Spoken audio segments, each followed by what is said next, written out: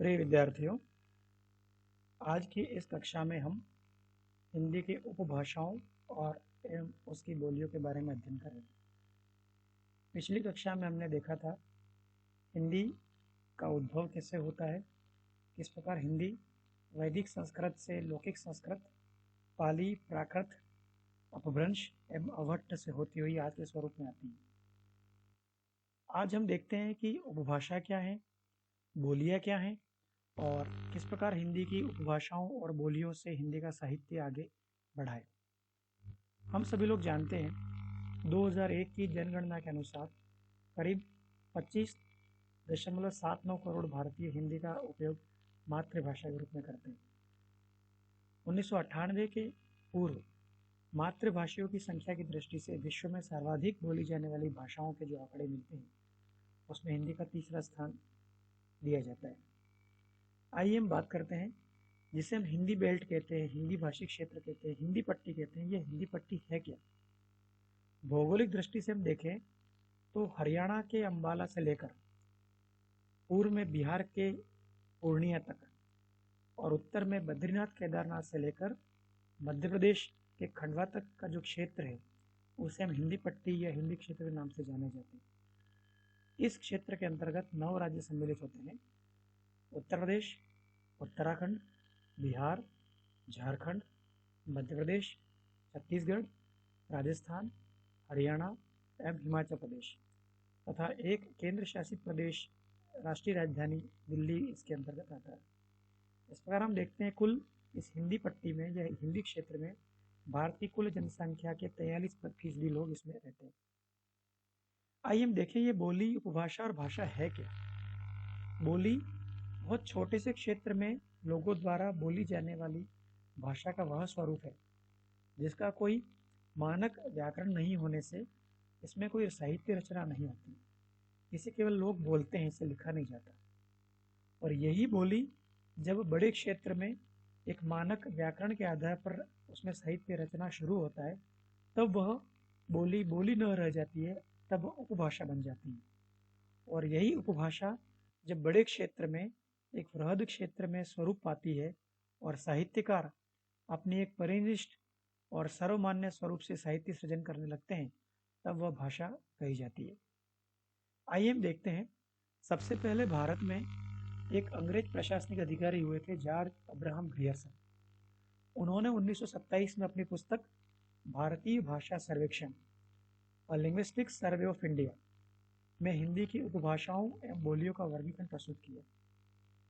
चटर्जी ने पहाड़ी भाषाओं को छोड़ दिया, वे उन्हें भाषा ही नहीं मानते थे।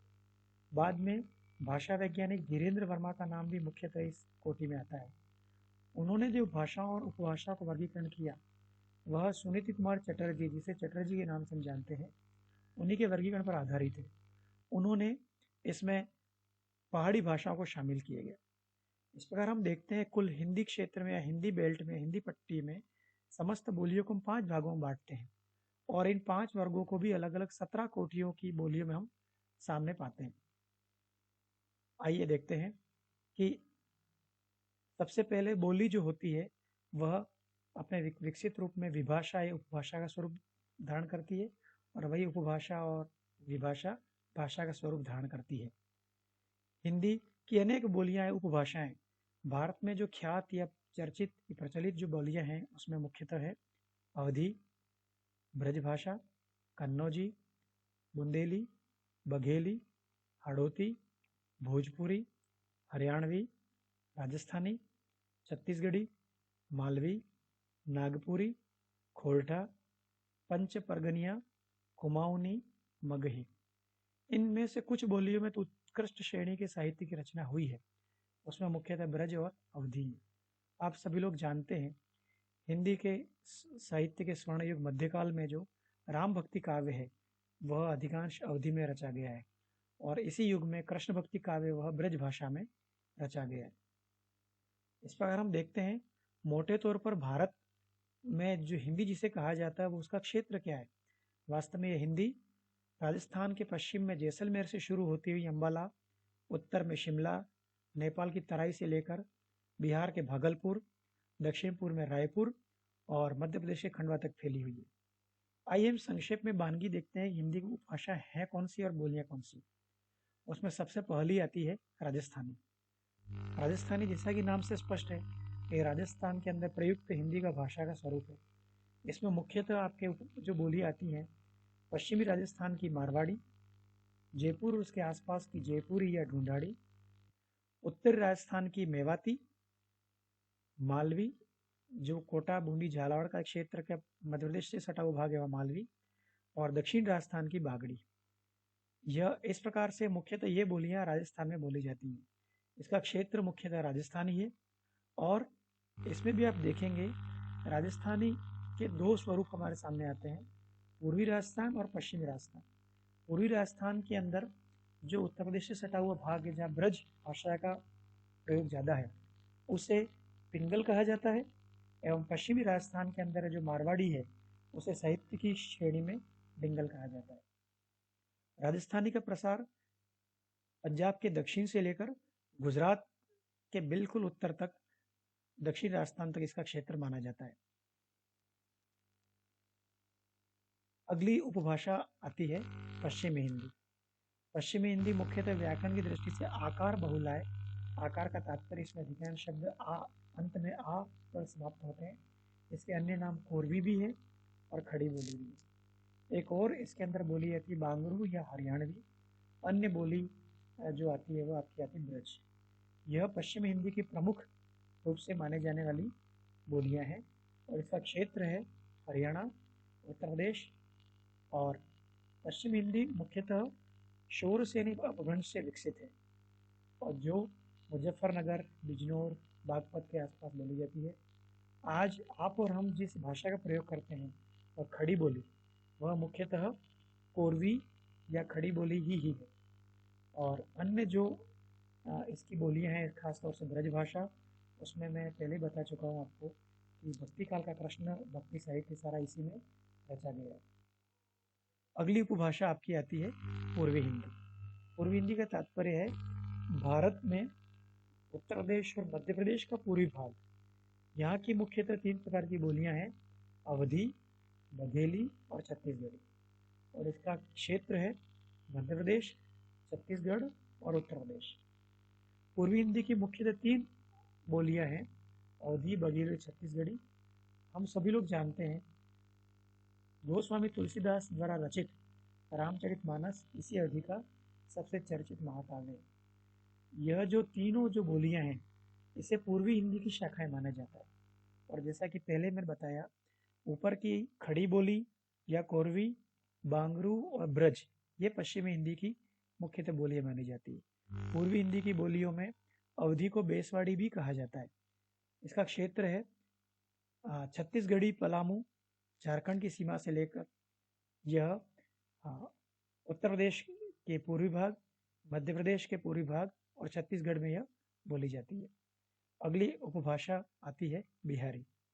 बिहारी में मुख्यतः 3 प्रकार की बोलियां चर्चित हैं, भोजपुरी, मगही और मैथिली। और इन बोलियों का क्षेत्र माना जाता है बिहार और उत्तर प्रदेश का पूर्वांचल। ये जो तीनों जो बोलियां हैं, भोजपुरी, मगही और मैथिली, इसमें बिहार का एक कस्बा है भोजपुर, उसके नाम से भोजपुरी है। बिहार का शाहाबाद, चंपारण, सारण से लेकर गोरखपुर, ये क्षेत्र सारे भोजपुरी क्षेत्र माने जाते हैं। और प्राचीन साहित्य इसमें न्यून मात्रा मिलता है। मगही का केंद्र पटना और गया है, जिसमें केथी लिपि का व्यवहार आता है। और बिहार के उत्तर में जो मिथिलांचल है वहाँ की प्रमुख भाषा है मैथिली। हम सभी लोग जानते हैं विद्यापति को मैथिल कोकिल भी कहा जाता है। मिथिला के चर्चित ख्यात रचनाकार रहे हैं और आप सब लोग परिचित होंगे मैथिली भाषा को न केवल भारत में अपितु नेपाल के संविधान में भी राजभाषा के रूप में स्थान प्राप्त है।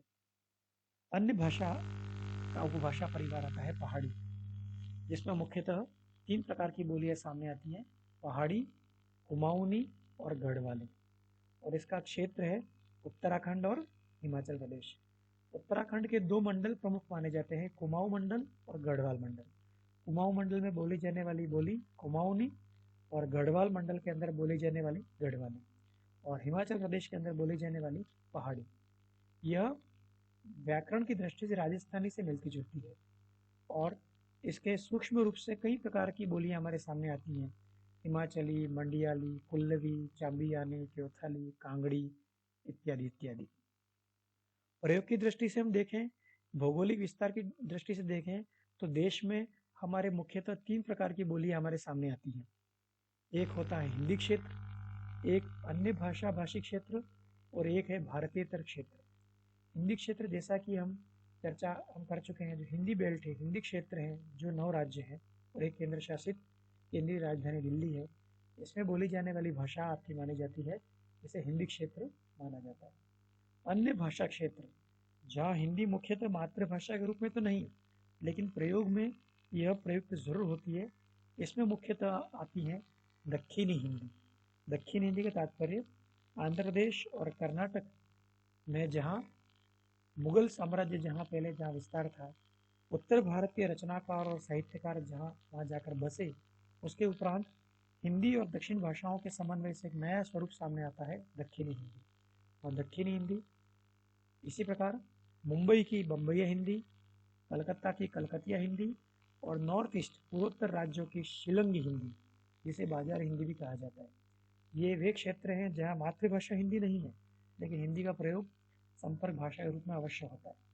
इसके अलावा भारतीयतर क्षेत्र, भारतीयतर क्षेत्र का तात्पर्य है भारत से इतर। हम सभी लोग जानते हैं भारत के अधिकांश प्रवासी भारत के इतर अन्य देशों में रोजगार एवं शिक्षा अर्जन हेतु कई देशों में गए और वहीं जाकर बस गए। वे यहाँ से अपने संस्कार और अपनी भाषा लेकर गए।